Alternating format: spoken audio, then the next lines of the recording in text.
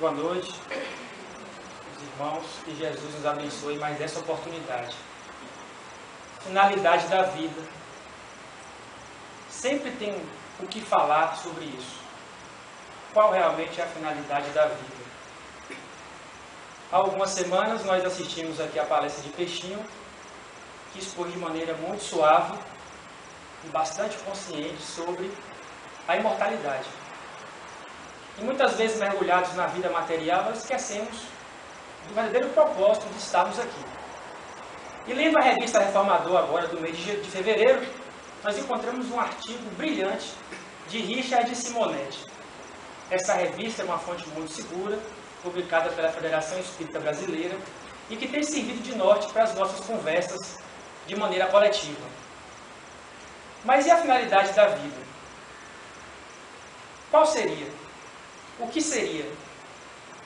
Nós vamos então recorrer ao primeiro livro da Codificação Espírita. Na questão 860, Kardec indaga aos protetores, aos mentores espirituais, sobre se nós temos a condição de mudarmos o rumo daquilo que provavelmente acontecerá conosco. Se nós temos esse poder, essa condição de mudar aquilo que está previsto acontecer, e vice-versa. A questão 860 do Livro dos Espíritos. Isso é possível? Em outras palavras, é possível mudarmos o que está programado, ou, no caso do vice-versa, fazer acontecer algo que não está previsto? E a resposta é bem simples.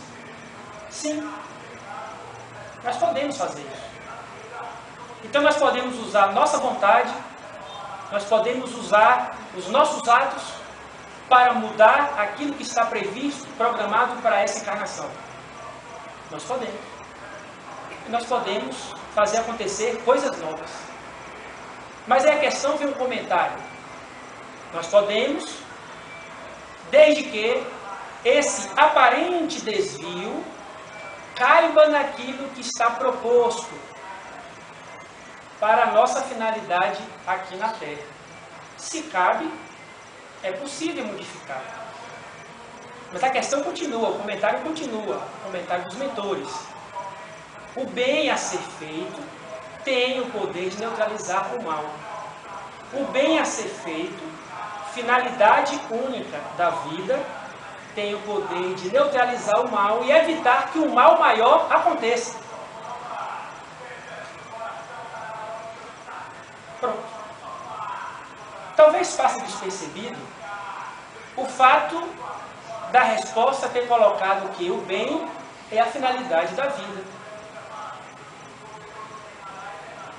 Mas não é colocado só isso. É a única finalidade da vida. Porque se tivesse só o bem como finalidade da vida, nós poderíamos entender que existem outros ou outras finalidades, outros objetivos. Mas é o único objetivo. A única finalidade da vida é o bem. E nós não podemos fugir disso. Nós podemos desviar, fazer de conta que não estamos vendo, adiar, retardar, esquecer. Mas essa é a grande finalidade da vida.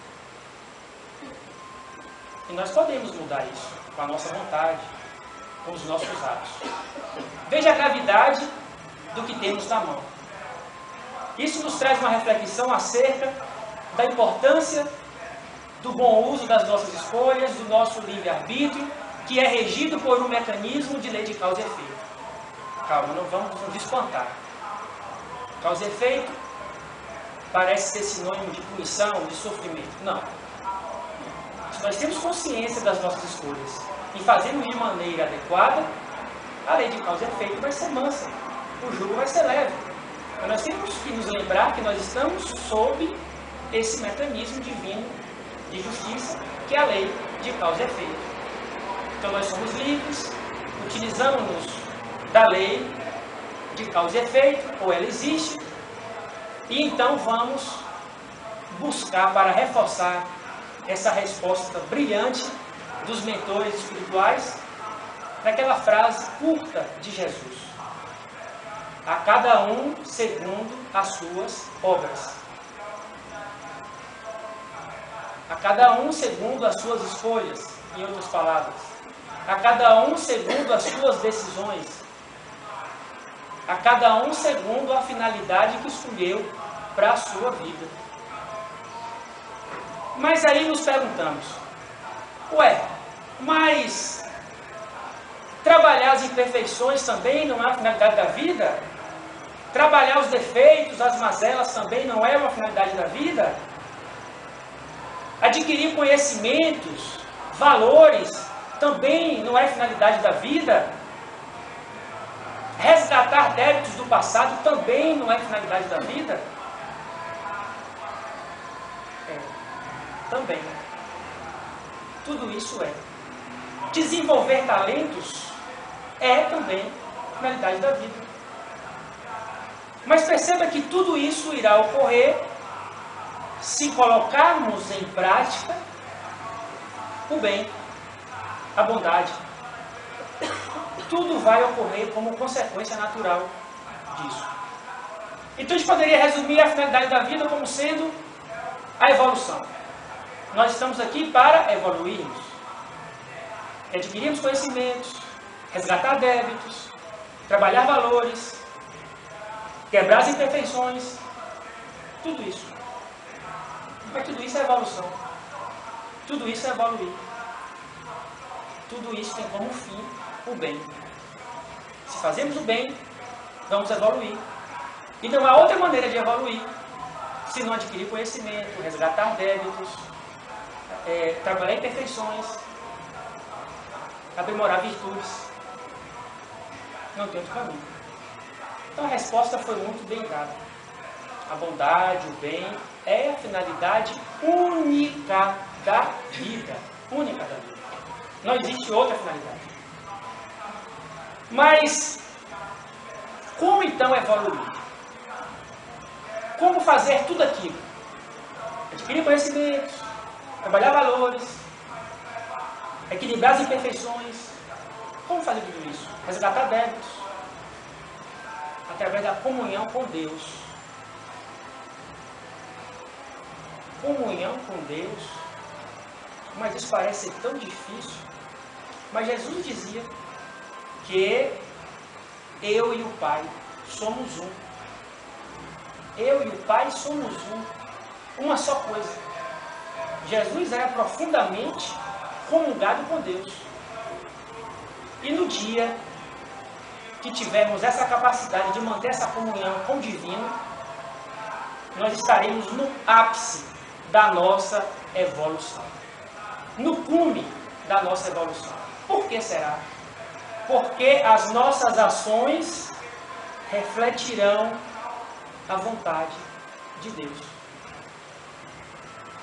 Nós seremos testemunhos da vontade de Deus. Nós seremos a interpretação e um reflexo do que Deus deseja. Então, a evolução, evoluiremos através dessa comunhão com Deus. Mas como ter comunhão com Deus? Que parece uma coisa tão difícil, mas não é impossível. A resposta está na primeira epístola de João, capítulo 4, versículo 16. E o apóstolo João fala de maneira bem simples. Como comungarmos com Deus? Deus é amor. Quem está em amor, está com Deus. E Deus está nele. Ou estar em Deus, e Deus está nele. A gente pode concluir que Deus está aqui. E para descobrir esse Deus aqui, nós temos que amar. Porque Deus é amor. Amar, mas como amar? Amar, no dicionário, é querer bem ao outro. Então é simples. Deus é amor. Quem está em amor está em Deus e Deus está em quem ama. Então, se nós queremos o bem, nós estamos amando e automaticamente estamos em comunhão com Deus. Quem quer o bem ama. Quem ama exercita a bondade. Exercita o bem, que é a única finalidade da vida. Mas perceba que a frase, ela dá pano para manga. Não basta só fazer o bem, exercitar o bem. Tornar uma rotina. Mas exercitar o bem, como todo dia tem que trabalhar para o bem? A conversa pode trabalhar para o bem. O pensamento trabalha para o bem. A expressão trabalha para o bem. Tudo concorre para o bem.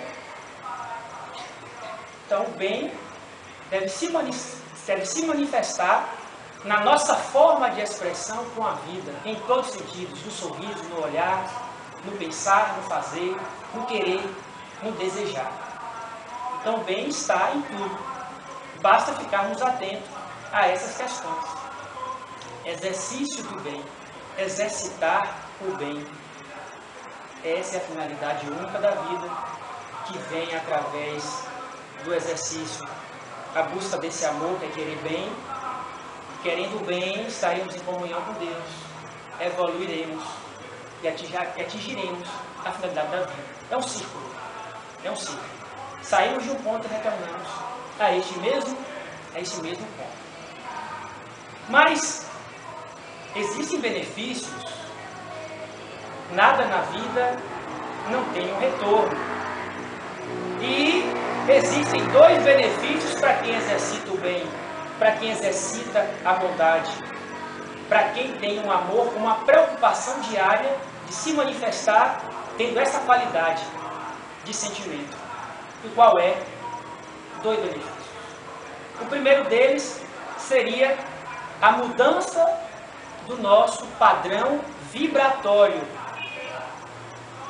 Quem quer bem tem um padrão vibratório diferente.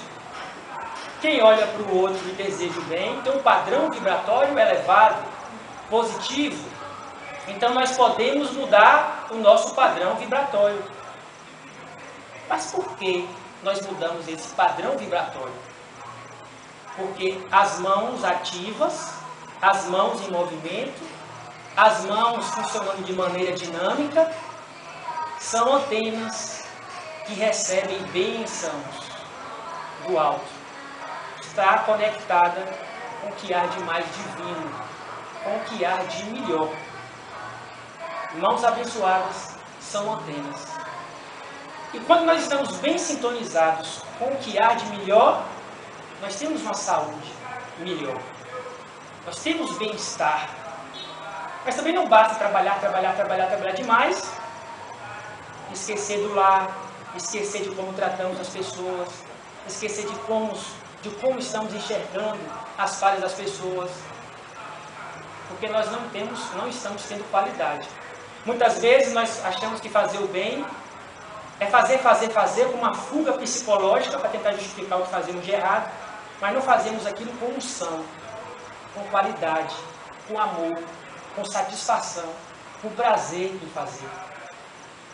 Então é a qualidade que importa, não é a quantidade do que fazemos.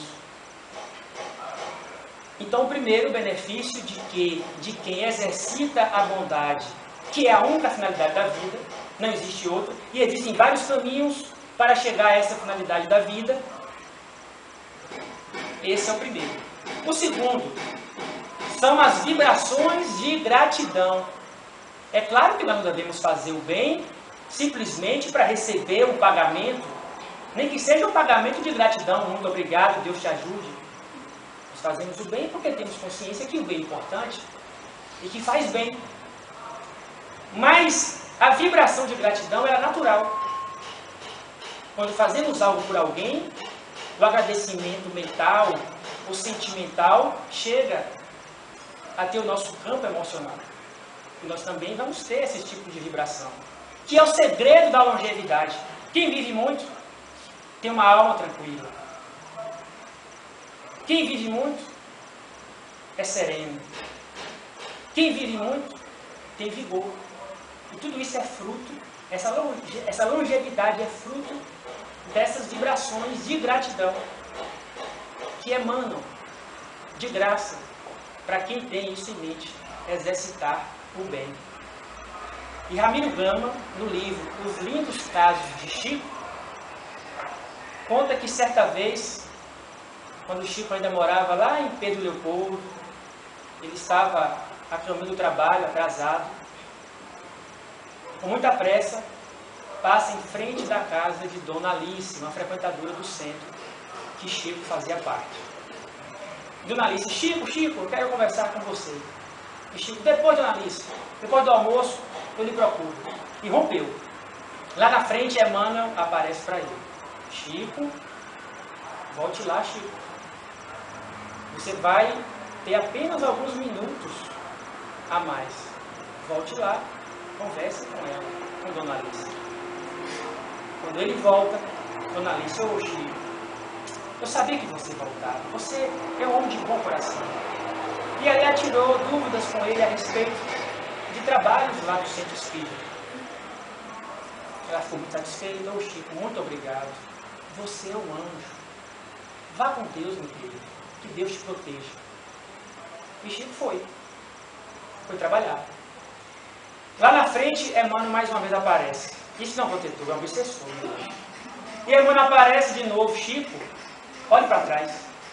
Quando Chico olha para trás, saia da boca de Dona Alice energias luminosas, daquele vá com Deus bem sentido, daquele Deus te ajuda, daquele você é um anjo, vibrações luminosas da boca daquela senhora.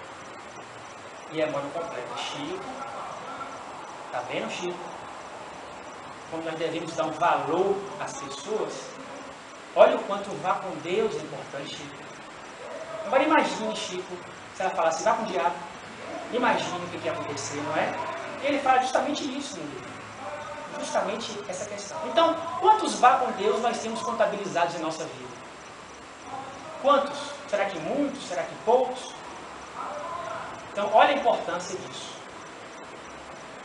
Acontece também um outro caso no livro Eu Sou Malala. Malala é uma criança que dividiu o Prêmio Nobel da Paz em 2014 com um indiano.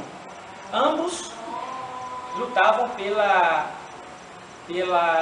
escassez, o combate à opressão às crianças. E Malala, uma menina paquistanesa, recebe um tiro de um membro do Talibã, porque ela insistia em estudar. E para aquele povo, mulher não tem direitos, mulher é uma escrava. E Malala queria estudar, insistiu, levou um tiro, mas sobreviveu. E chegou ao ponto de dividir o Prêmio Nobel da Paz. E no livro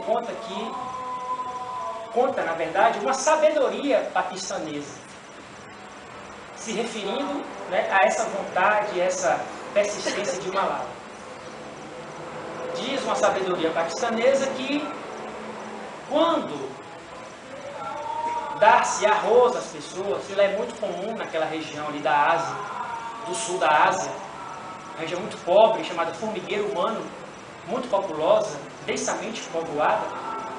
O arroz lá é um alimento muito comum, como a feijoada aqui pra gente, o feijão. E uma região muito pobre.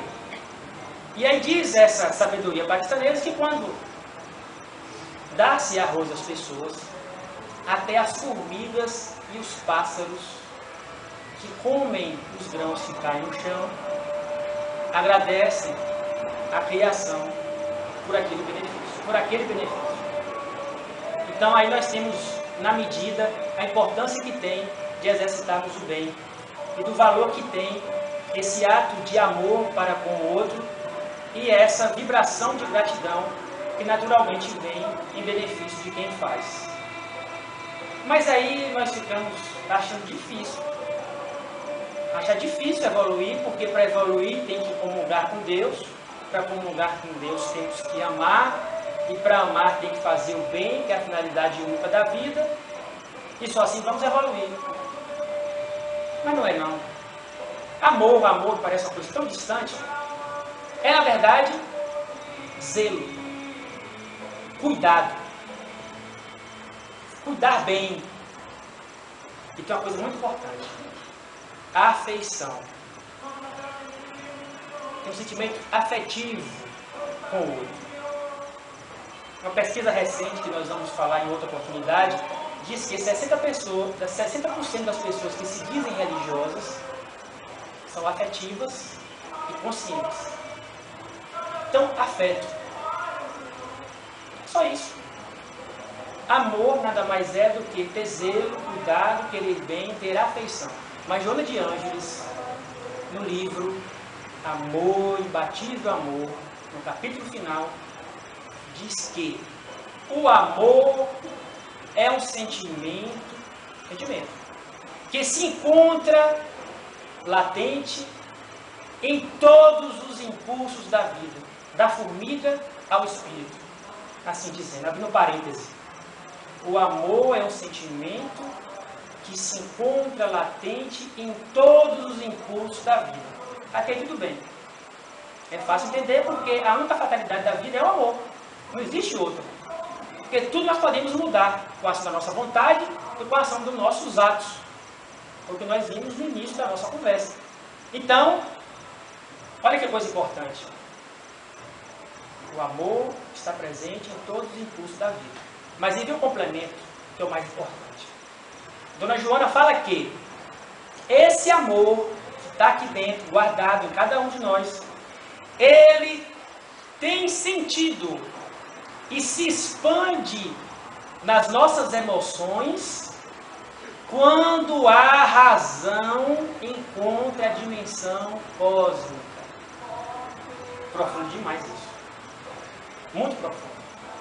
Razão, estudo, conhecimento, dimensão cósmica, comunhão com Deus, amor, querer bem, afeição aos outros. Então, essas duas coisas têm que andar juntas. Amor, sabedoria, conhecimento.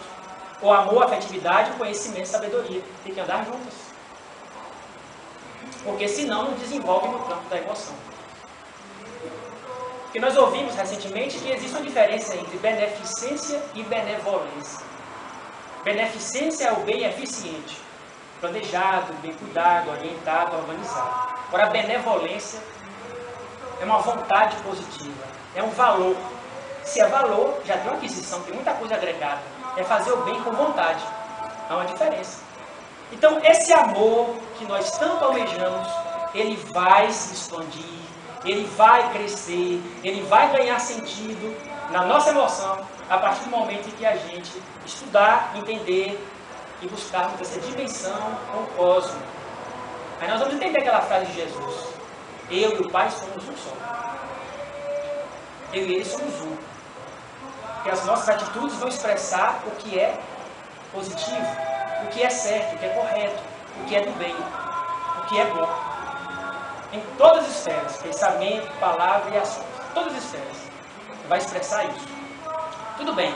Então nós vamos saindo pouco a pouco do amar só o que temos, do amar só a nossa família, do amar só a nós mesmos para amar o outro. Vamos pouco a pouco saindo desse ciclo e vamos crescendo na direção do que é divino, da grandeza divina. Mas como amar a nós mesmos? Amar nós mesmos é nos conhecer, saber potencialmente o que nós somos capazes de fazer para o bem e para o mal. Nos conhecer. Quando nos conhecemos, olha, o estuda e estuda-te, que Joana recomenda. Olha, a frase que Sócrates viu no tempo de Delfos: conheça-te a ti mesmo. Quando nós nos conhecemos e sabemos tudo aquilo, temos consciência, isso é o mais importante. Quando nós temos consciência do que fazemos, de certo e de errado, que nós temos de potencial ou de negativo, nós vamos pouco a pouco nos admirando. Vai tendo gosto em fazer o que nós fazemos e nos admirando. Isso é certo, isso é bom, vamos continuar fazendo. E vamos percebendo que na balança da vida vamos acrescentando o melhor e deixando o pior. Então nos conhecer vai passar em um segundo momento a nos admirar. Vamos nos admirando, nos conhecendo, pensando duas vezes no que vamos fazer. Importante isso. Muito importante. Mas como amar o outro? Nós só conseguimos amar o outro quando tivermos essa capacidade de sermos emotivamente mais elevados Ele tem a capacidade de perceber que fazer o bem é importante. Aí é se conhecer. Mas como amar o outro? É abraçar, beijar e falar frases bonitas? É desejar o bem. Ver o lado bom daquela pessoa. Coisa simples. Nada no campo divino é muito complicado. Tudo simples. Mas é o simples que a nossa parte evolutiva tem grande dificuldade de entender e empreender. Então, é ver o lado bom das pessoas. Em outras palavras, compreender as pessoas. Se sentir beneficiado quando nós fazemos algo de bom para o outro. Se sentir beneficiado. Fazer o outro o que você gostaria que ele fizesse. Isso é tão comum, a gente ouve tanto isso no Espiritismo. Mas se você quer o bem ao outro é amor. Então exercite o amor fazendo bem ao outro. O bem é o amor em ação, é dinâmico. Então, amar o outro é isso. É dar atenção, é dar importância. E aí tem uma coisa interessante. É não só olhar para a pessoa, mas ver a pessoa. Isso é dar atenção. Não falar com a pessoa, mas saber o que falar com a pessoa. Tocar, cumprimentar, sorrir, dar atenção às pessoas. Isso é amor, expressão de amor. Claro, expressão de amor dentro da nossa condição, mas são demonstrações de amor. Dar atenção e importância. Se sentir beneficiado com aquilo que nós fazemos com o outro. Então, não é difícil. Não é difícil atingirmos a finalidade da vida. Não é difícil. Ou melhor, a finalidade única da vida. Não é difícil. É uma questão de vontade, de ter atitude. Não é difícil. Mas, André Luiz, no livro Opinião Espírita, tem um texto, mas que texto, que faz com que nós espíritas tenhamos um alto grau de reflexão. André Luiz coloca nesse livro que o espírita que não evolui 3 anos consecutivos, ele fica atrasado. Opinião Espírita, através da psicografia de Chico Xavier. E o título é Examinemos a nós mesmos. Como estamos no campo do amor? Como estamos em relação ao exercício da bondade? Como estamos em relação à nossa evolução? Como estamos?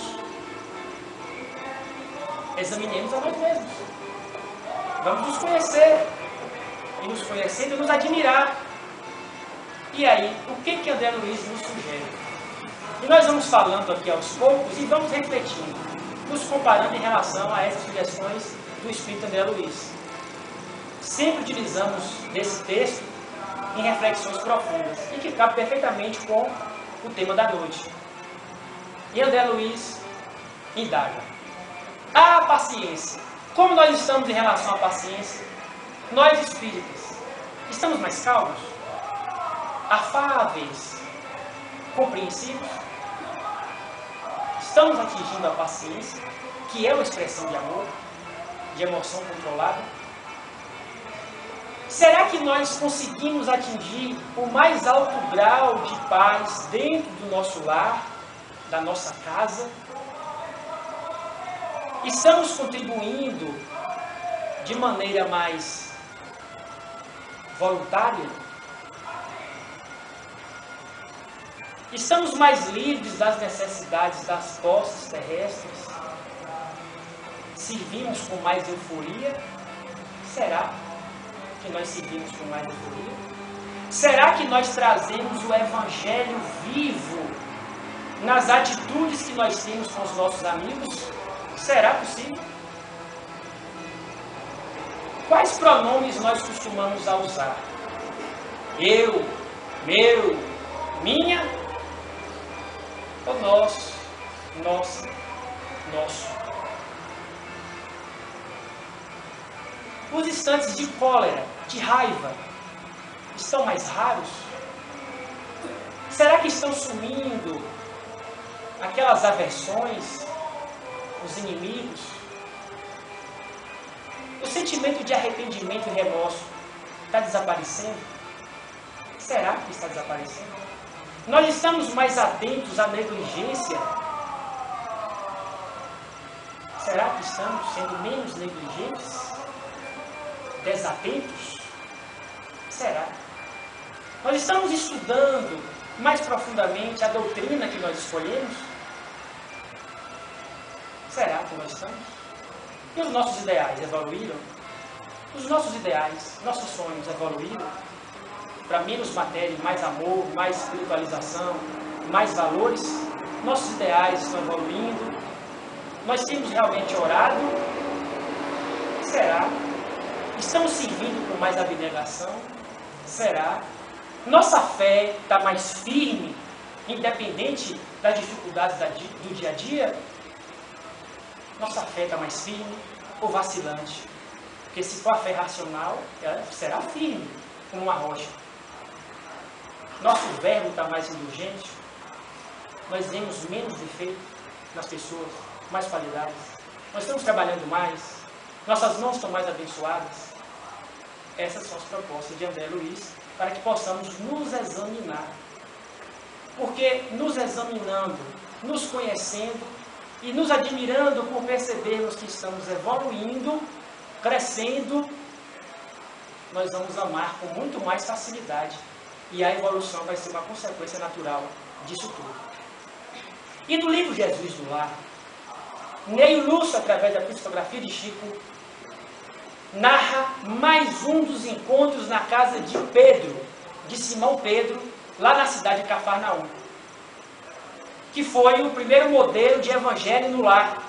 Jesus sempre se reunia com os apóstolos na casa de Simão Pedro para falar sobre a vida, para dar ensinamentos. E em um daqueles encontros, os apóstolos e as pessoas estavam discutindo. Mas por que há uma preponderância de sábios na terra? Por que será?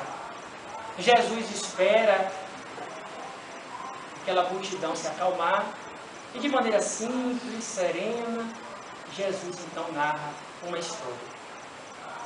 Que o mundo, que a terra, vivia um processo de uma selvageria sem medida, de uma ignorância sem medida. Mas que o nosso Pai bondoso envia para a terra um mensageiro da ciência. Esse mensageiro da ciência, ele teria como objetivo, como grande objetivo, espalhar o bem aqui.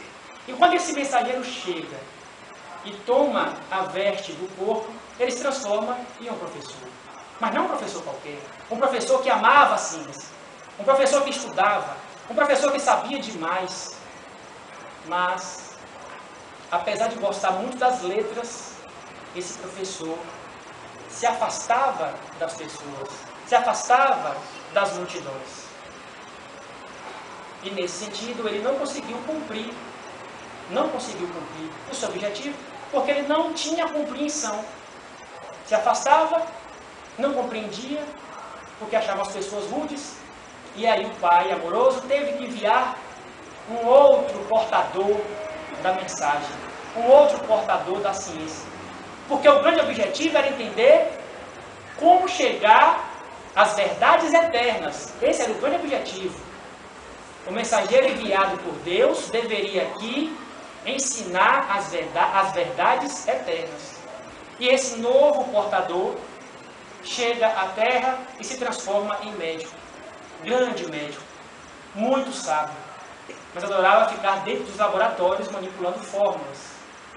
Seu grande interesse era ter contato com pessoas importantes, doentes importantes, para que pudessem tirar deles benefícios cada vez maiores.